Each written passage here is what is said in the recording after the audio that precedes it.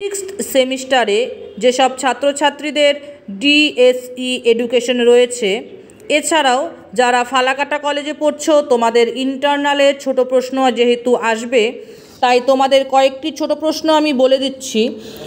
এছাড়াও যারা ক্লাস করেছো তারা কিন্তু ক্লাসে করানো সমস্ত প্রশ্নগুলি ভালো করে দেখে যাবে, তোমাদের সেখান থেকেও কিন্তু ছোট প্রশ্ন চলে আসবে। নির্দেশনা কথাটির ইংরেজি প্রতিশব্দ কি?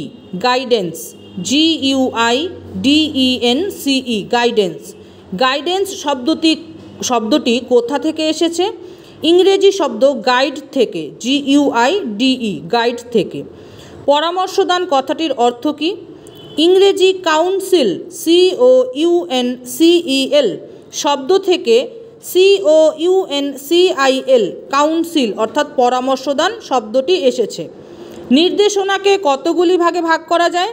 নির্দেশনাকে একাধিক ভাগে ভাগ করা যায়। ব্যক্তিগত নির্দেশনা, শিক্ষাগত নির্দেশনা প্রভৃতি। ব্যক্তিগত নির্দেশনা কি?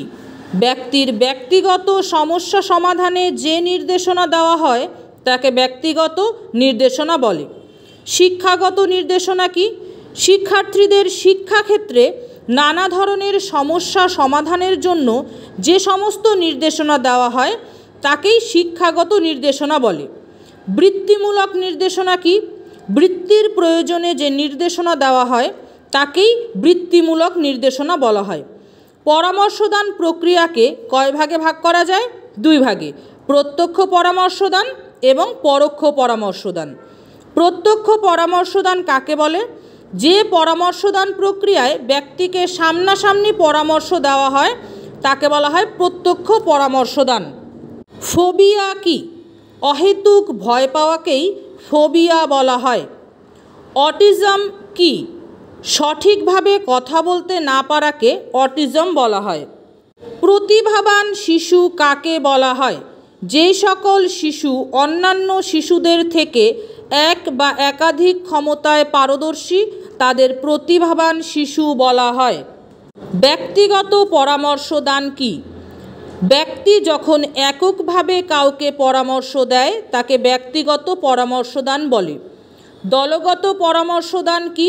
ব্যক্তি যখন একসঙ্গে অনেকজনকে পরামর্শ দেন তখন তাকে দলগত পরামর্শদান বলা হয়। কার পরিধি ব্যাপক, নির্দেশনা নাকি পরামর্শদানের? নির্দেশনার পরিধি ব্যাপক। দক্ষ পরামর্শদাতার একটি গুণাবলী বলো। পরামর্শগ্রাহিতার প্রতি তাকে সহানুভূতিশীল হতে হবে। শিক্ষাক্ষেত্রে পিছিয়ে পড়া শিশুদের কিভাবে নির্দেশনা দিতে হবে? তাদের প্রতি শিক্ষকদের আলাদাভাবে নজর দিতে হবে। একজন শিশুর IQ কত হলে তাকে প্রতিভাবান শিশু বলা হবে? 130-এর ওপর হলে। CRC এর পুরো নাম কি? কিউমুলেটিভ রেকর্ড কার্ড, বাংলায় যাকে বলা হয় ধারাবাহিক বিবর্তন পত্র। সাক্ষাৎকার কত প্রকার? পদ্ধতিগত দিক থেকে সাক্ষাৎকার দুই প্রকার, ব্যক্তিগত ও দলগত। আবার সংগঠনের দিক থেকে সাক্ষাৎকার দুই প্রকার, সাংগঠনিক ও অসাংগঠনিক। সাক্ষাৎকার পদ্ধতির সুবিধা কি?